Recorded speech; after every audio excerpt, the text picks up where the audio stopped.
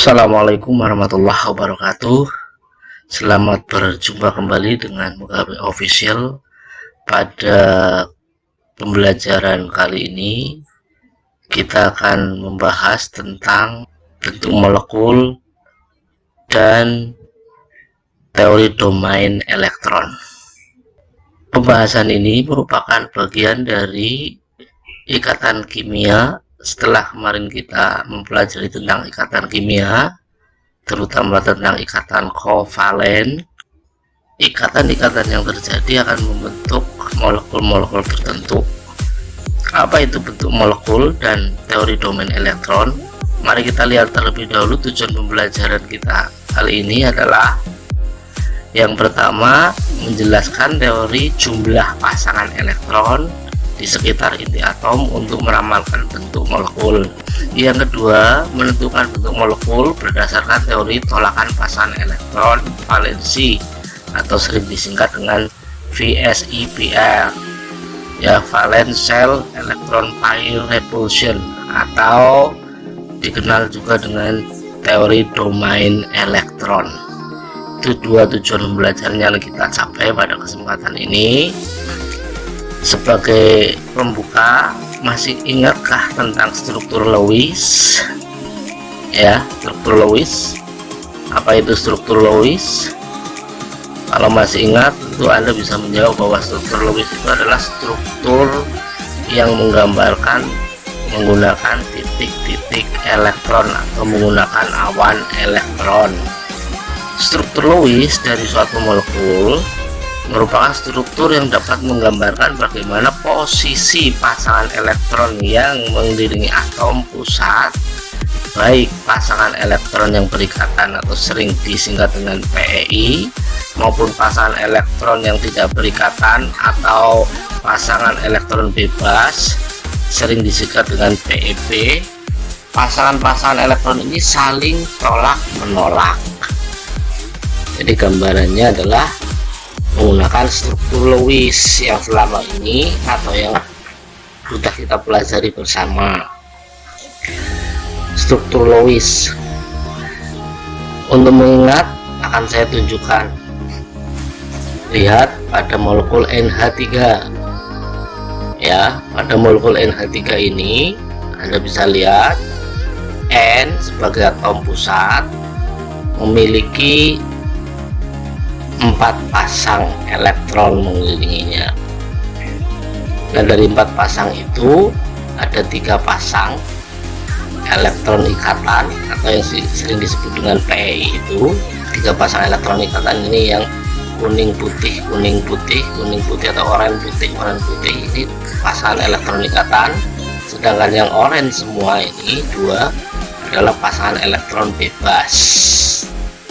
Ya, ini tentang struktur Lewis untuk mengetahui pasangan elektron ikatan dan pasangan elektron bebas.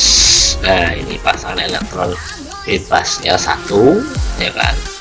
Pasangan elektron ikatannya ada 3. Nih ada 3, ya. Nah, sudah ingat ya. Nah, kalau sudah ingat, mari kita teruskan pada teori domain elektron. Apa itu teori domain elektron? Untuk menentukan bentuk molekul berdasarkan tolakan pasangan elektron di sekitar atom pusat, ahli kimia mengemukakan suatu teori yang dikenal dengan nama teori VSEPR, valence shell electron pair repulsion. Nah, teori ini sering juga disebut dengan teori domain elektron, atau pengembangan teori ini kemudian muncul teori domain elektron, di mana teori domain elektron adalah suatu cara meramalkan bentuk molekul berdasarkan teori tolak menolak elektron-elektron pada kulit luar atom pusatnya. Teori ini merupakan penyempurnaan dari teori VSEPR, valence shell electron pair repulsion. Domain elektron berarti kedudukan elektron atau daerah keberadaan elektron, di mana jumlah domain elektron ditentukan sebagai berikut. Yang pertama, setiap elektron ikatan atau PEI, apakah itu ikatan tunggal apakah itu ikatan rangkap 2 atau rangkap 3, berarti dihitung satu domain. Maksudnya apa? Kalau ikatannya itu ikatan tunggal berarti satu domain, ikatannya rangkap 2 juga satu domain, ikatannya rangkap 3 juga satu domain, walaupun jumlah pasangan elektron yang ada. Kalau ikatan rangkap 3 kan berarti ada 6, ada 3 pasang dan 6 elektron. Sedangkan kalau rangkap 2 atau double itu berarti ada 4 elektron atau ada 2 pasang, tetap itu dihitung satu domain. Kemudian yang kedua, setiap pasang elektron bebas berarti satu domain. Nah, itu pengertian domain elektron. Jadi pasangan elektron baik ikatan maupun bebas. Nah, prinsip-prinsip dasar dari teori domain elektron adalah sebagai berikut. Antara domain elektron pada kulit luar, atom pusat saling tolak menolak, sehingga domain elektron akan mengatur diri atau mengambil formasi sedemikian rupa hingga tolak menolak diantaranya menjadi seminimum mungkin. Jadi apabila ada pasangan-pasangan elektron yang berada di sekitar atom pusat, pasangan-pasangan elektron itu akan saling tolak menolak. Nah, tolakannya itu adalah tolakan menghindar sejauh-jauhnya agar tolakannya itu sekecil-kecilnya. Yang kedua, urutan kekuatan tolak menolak di antara domain elektron yang ada adalah sebagai berikut. Pasangan elektron bebas dengan pasangan elektron bebas ini tolakannya paling besar, daya tolaknya paling besar. Kemudian apabila ada pasangan elektron bebas dengan pasangan elektron ikatan berdekatan, maka tolakannya relatif lebih kecil. Kemudian yang paling kecil adalah tolakan antara pasangan elektron ikatan dengan pasangan elektron ikatan. Ini urutan gaya tolaknya masing-masing. Perbedaan daya tolak ini terjadi karena pasangan elektron bebas hanya terikat pada satu atom saja. Pasangan elektron bebas hanya terikat pada satu atom saja. Jadi perbedaan daya tolak ini terjadi karena pasangan elektron bebas hanya terikat pada satu atom saja, sehingga bergerak lebih leluasa dan menempati ruang lebih besar daripada pasangan elektron ikatan. Akibat dari perbedaan daya tolak tersebut adalah mengecilkan sudut ikatan karena didesak dari pasangan elektron bebas. Jadi kalau ada pasangan elektron bebas dengan pasangan elektron bebas, pasti jaraknya yang paling jauh. Kemudian jarak yang relatif lebih dekat apabila ada pasangan elektron bebas dengan pasangan elektron ikatan. Jarak yang paling dekat apabila ada pasangan elektron ikatan dengan pasangan elektron ikatan. Itu maksudnya itu. Ya, mengapa ini menjadi lebih besar? Karena itu tadi, pasangan elektron bebas itu terikat pada suatu atom saja, ya satu atom saja, sehingga bergerak lebih leluasa. Dengan bergerak lebih leluasa akan menempati ruang lebih besar. Kemudian bentuk molekul hanya ditentukan oleh pasangan elektron terikat. Jadi bentuk molekul itu hanya ditentukan oleh pasangan elektron terikat. Sedangkan pasangan elektron bebas tidak menentukan bentuk molekul secara langsung, maksudnya ya, tetapi dia hanya memberikan gaya tolak yang cukup besar. Itu prinsipnya. Jadi ada 3 prinsip ya. Nah, dari prinsip ini maka sebagai gambarannya dapat dilihat analog bentuk molekul di bawah ini. Nah, jumlah balon, kita menggunakan balon ini analoginya. Jumlah balon menganalogikan jumlah elektron yang mengelilingi atom pusat.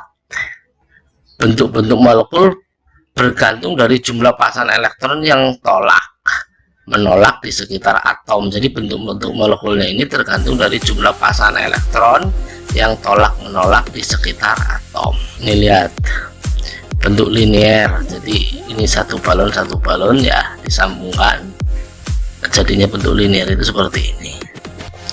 Nah, ini segitiga datar. Jadi 3 balon ini ya disandingkan. Anda bisa mencoba atau membuktikannya sendiri.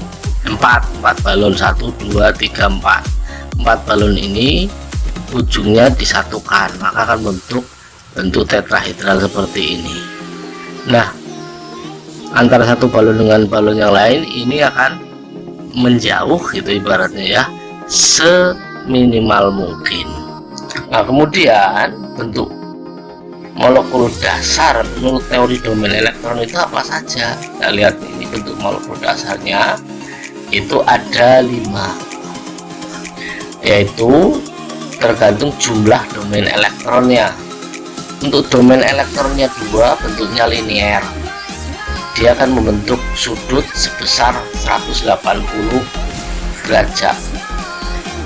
Jika jumlah domain elektronnya 3, maka akan membentuk segitiga sama sisi atau segitiga datar tadi, besarnya sudut 120 derajat. Jika jumlah domain elektronnya 4, akan membentuk tetrahedron tadi, seperti 4 balon itu. Berarti jumlah domain elektronnya 4, satu balon mewakili satu domain, ya, akan membentuk tetrahedron atau tetrahedral, besar sudut ikatannya 109,5 derajat. Nah, jumlah domain elektronnya 5, nah, Anda punya 5 balon kemudian disatukan ujungnya, maka akan bentuk bipiramid trigonal. Nah, besar sudut ikatannya untuk ekuatorialnya 120 derajat, sedangkan aksialnya 90 derajat. Dan yang terakhir adalah bila jumlah domain elektronnya 6, maka susunan ruangnya atau geometrinya adalah oktahedron atau oktahedral, besar sudut ikatannya 90 derajat. Nah, ini bentuk molekul dasar menurut teori domain elektron. Jadi ada linear, segitiga sama sisi, tetrahedron, bipiramid trigonal, oktahedron. Ini dasarnya ada 5. Nah, dari 5 ini nanti, ya kan, apakah jika jumlah domain elektronnya 2 selalu linear, atau apakah jika jumlah domain elektronnya 3 selalu segitiga sama sisi, ya, atau apakah jumlah domain elektronnya 4 itu selalu tetrahedron? Nah, nanti kita lihat perkembangannya, ya, kita lihat atau kita pelajari lebih lanjut. Nah, ini kalau kita melihat bentuk linear itu seperti ini. Ini atom pusatnya, ini yang diikat linear, garis lurus, segitiga sama sisi, ini bentuk segitiga sama sisi. Ini tetrahedral, ini yang 4, ya, 1, 2, 3, 4, domainnya ada 4. Kalau domainnya 5, ini ada 5, ini 1, 2, 3, 4, 5. Ini atom pusatnya yang di tengah. Jadi ke atas membentuk piramid, ke bawah juga membentuk piramid, tetapi piramid ini alasnya segitiga. Maka disebut dengan bipiramid, 2 piramid trigonal. Alasnya atau tengah-tengahnya ini adalah bentuknya trigonal segitiga. Kemudian apabila jumlah domain elektronnya 6, maka itu oktahedron. Ini gambarnya ini, ya, 6, 1, 2, 3, 4, 5, ke bawah 1 jadi 6. Ini apabila jumlah domain elektronnya 6, seperti ini. Ini atom pusatnya di tengah, ini domainnya ada 6, ke atas 1, ke bawah 1, samping kiri kanan, ya, depan belakang itu ada 4, masing-masing 1. Ini bentuk molekul dasar menurut teori domain elektron.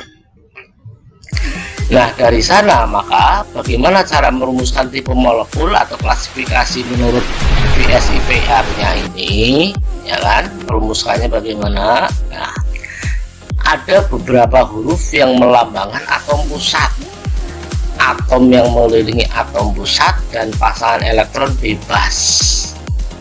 Saya ulangi, ada beberapa huruf yang melambangkan atom pusat. Jadi nanti ada huruf yang melambangkan atom pusat, ada huruf yang melambangkan atom yang mengelilingi atom pusat, dan ada yang menggambarkan pasangan elektron bebas. Ada huruf yang menggambarkan pasangan elektron bebas. Apa saja huruf-huruf itu? Kita lihat nih. A itu melambangkan atom pusat. Huruf A ini nanti melambangkan atom pusat.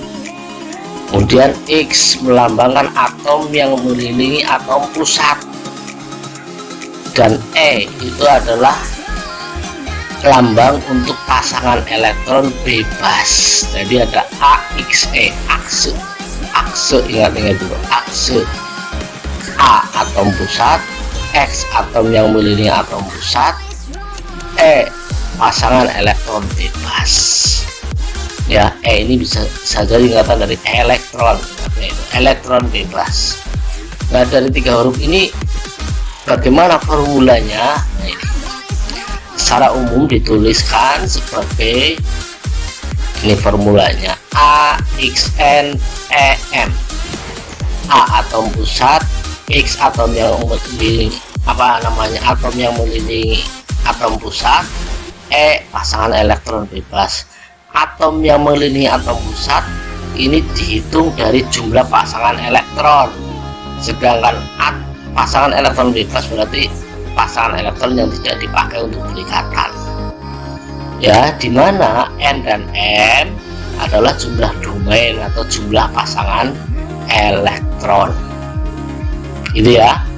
Nah, ini untuk merumuskan tipe molekul itu menggunakan formulasi yang seperti ini. Nanti cara nulisnya AXNEM. Kita lihat gambaran yang ada itu bisa digambarkan seperti tabel berikut ini tadi, ya. Ini jumlah pasangan elektron ikatannya 4, jumlah pasangan elektron bebasnya PEB-nya 0, maka rumusnya jadi AX 4E0, mestinya kan gitu. Kalau mau ditulis lengkap kan AX 4E0 gitu. Pasangan elektron ikatannya 4, X-nya 4, E-nya pasangan elektron bebasnya 0, AX 4E0 kalau mau ditulis lengkap kan seperti itu. Tapi karena 0 ditulis nggak ditulis sama saja, ya, tidak berarti, sehingga cukup ditulis AX4. Bentuk molekulnya tetrahedron karena domainnya ada 4. Kemudian jika jumlah pasangan elektron ikatannya 3, jumlah pasangan elektronnya bebasnya 1, maka domainnya tetap ada 4. 3 tambah 1 domainnya 4. Tetapi rumusnya AX3E1, AX3E, AX3E, ini rumusnya atau formulanya seperti ini. Jika formulanya menunjukkan seperti ini, maka bentuk molekulnya bernama piramid trigonal, ya. Contohnya pada NH3. Kalau tetrahedron tadi contohnya pada CH4 atau senyawa CH4. Kemudian jika jumlah pasangan elektron ikatannya itu 2, jumlah pasangan elektron bebasnya 2, sama-sama ini 50-50, 2 dan 2, jumlah domainnya masih tetap 4, ya kan? Maka formulanya kan berarti AX2E2. AX2E2 berarti planar bentuk V. Planar bentuk V. Planar itu datar bentuk V, bentuknya V. Contohnya pada H2O, ya. Bisa dibuktikan bahwa di sini O memiliki atau O sebagai atom pusat memiliki 6 pasang elektron. Nah, 6 pasang elektron itu kemudian yang 2 dipakai untuk berikatan dengan H2, maka jumlah pasang elektronnya jadi 4 pasang. Yang 4 pasang itu terdiri 2 pasang bebas, 2 pasang berikatan dengan H. Nah, itu maka bentuknya jadi V. Maka bentuknya menjadi V karena gaya tolak menolak antara yang bebas dengan bebas itu paling kuat, sehingga mendesak yang pasangan elektron ikatan dengan pasangan elektron ikatan, jadi bentuknya V. Kemudian apabila jumlah pasangan elektron ikatannya 5 dan pasangan elektron bebasnya 0, ini berarti domainnya ada 5. Domainnya ada 5 berarti menulisnya kan AX5E0 mestinya, tapi cukup ditulis AX5. Bentuk molekulnya namanya bipiramid trigonal. Kalau tadi piramid itu berarti hanya 1, kalau ini bipiramid trigonal. Contohnya pada PCl ini. Pasangan elektron ikatannya 4, pasangan elektron bebasnya 1, berarti domainnya masih tetap 5. AX4E1 bidang 4 atau segi 4 ini, ya, bidang 4. Contohnya pada SF4. Kemudian jumlah pasangan elektron ikatannya 3, jumlah pasangan elektron bebasnya 2, AX3E2, namanya planar bentuk P. Itu contohnya pada senyawa IF3. Yang berikutnya lagi, jumlah pasangan elektron ikatannya lebih sedikit 2, pasangan elektron bebasnya 3 lebih banyak, maka AX2E3. linier, bentuknya malah menjadi linier karena yang berikatan cuma dua. Tadi dikatakan kan sebelumnya bahwa yang menentukan bentuk molekul itu adalah jumlah pasangan elektron ikatan. Nah, yang berikatan, jumlah pasangan elektron yang berikatan ini cuma dua, maka bentuknya jadi linier. Berikutnya adalah jumlah pasangan elektron ikatannya 6, bebasnya 0. Ini berarti ada 6 domain, maka menjadi AX6. Itu oktahedron atau oktahedral. Contohnya pada senyawa SF6. Kemudian 5 pasangan elektron ikatannya, kemudian pasangan elektron bebasnya 1. Formulanya jadi AX5E1, piramid sisi 4. Jadi piramid segi 4, itulah piramid segi 4. Contohnya pada IF5. Dan yang terakhir adalah jumlah pasangan elektron ikatannya 4, jumlah pasangan elektron bebasnya 2. Jadi AX4E2. Berarti kan ini yang menentukan yang berikatan aja hanya ada 4 pasang, maka jumlahnya di segi 4 planar atau segi 4 datar ya, segi 4 datar. Yang 2 yang tidak berpasangan ini, 2 pasang yang tidak berpasangan atau yang bebas ini berada pada posisi berlawanan atas bawah. Contohnya pada XF4. Nah, ini penggambaran ya tentang formula-formula yang bisa dibentuk melalui teori domain elektron tadi. Dari sini maka ada tipe molekul. Nah, tipe molekul itu dapat ditentukan dengan langkah-langkah sebagai berikut. Nah, tipe molekulnya ya, tadi molekulnya kan ada linier, segitiga datar dan seterusnya. Nah, tipe molekulnya itu bisa dilakukan dengan langkah-langkah berikut. Yang pertama, tentukan jumlah elektron valensi atom pusat. Elektron valensi atom pusatnya berapa? Itu yang pertama. Yang kedua, tentukan jumlah domain elektron ikatannya. Berarti X-nya. Tadi kan jumlah valensi atom pusat ini berarti A-nya kan itu. Yang ketiga, setelah ini tentukan jumlah domain elektron bebasnya. Bebas itu berarti yang tidak berikatan dengan yang lain, atau E-nya berapa. Setelah ini bisa Anda tentukan, ya kan, maka kita bisa meramalkan bentuk geometrinya. Langkah-langkahnya untuk meramalkan geometri adalah sebagai berikut. Nah, ini langkahnya. Menentukan tipe molekulnya seperti apa, tadi formulanya, ya kan. Setelah itu menggambarkan susunan ruang domain-domain elektron di sekitar atom pusat yang memberi tolakan minimum.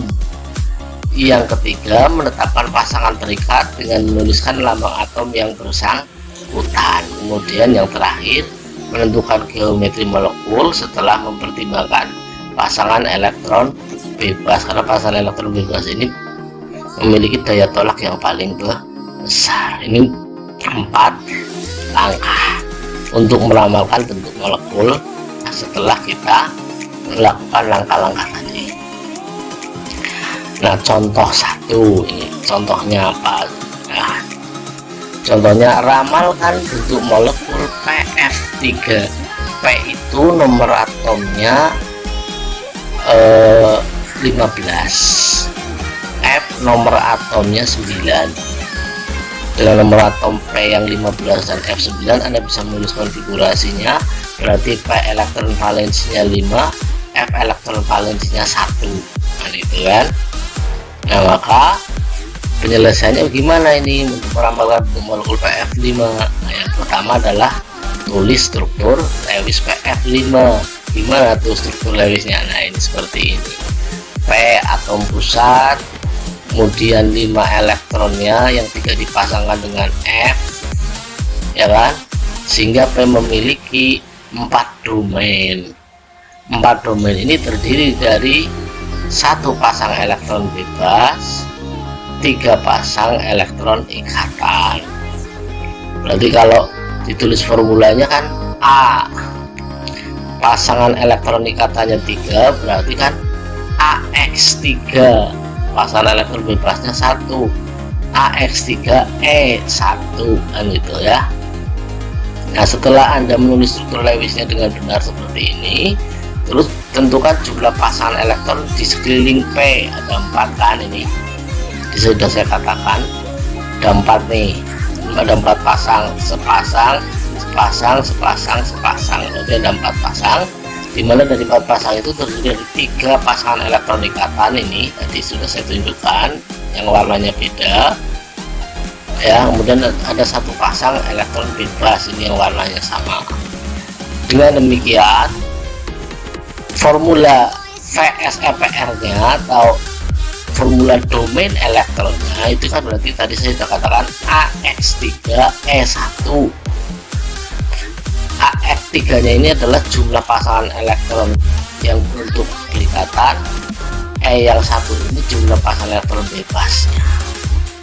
Nah dari sini maka bentuk molekul PF3 adalah piramidal trigonal atau piramida trigonal dengan sudut PF itu kurang dari 109,5 derajat ya. Bentuknya jadi seperti ini. Ini bentuknya jadi seperti ini. Ini berarti yang di tengah ini P nya, ini F nya ada 3 ya kan, F nya 3 ke bawah, ini yang pasangan elektron bebasnya ke atas. Jadi bentuknya hanya piramid, satu piramid saja. Ini kan ini lurus ke samping bawah, ini lurus ke samping bawah, ini lurus ke samping bawah kan, samping bawah kanan bawah, ini kiri bawah, ibaratnya ini depan bawah. Maka kalau ini ditarik garis dari F1 ke F yang lain, ini membentuk segitiga kan. Nah oleh karena itu segitiga itu adalah bentuk dari sebuah piramid dalam 3 dimensinya, maka namanya jadi piramidal trigonal, piramid segitiga. Yang ke atas ini adalah menggelembung hanya sebuah pasangan elektron bebas, jadi tidak menentukan bentuk molekul, yang menentukan 3 ini gitu ya.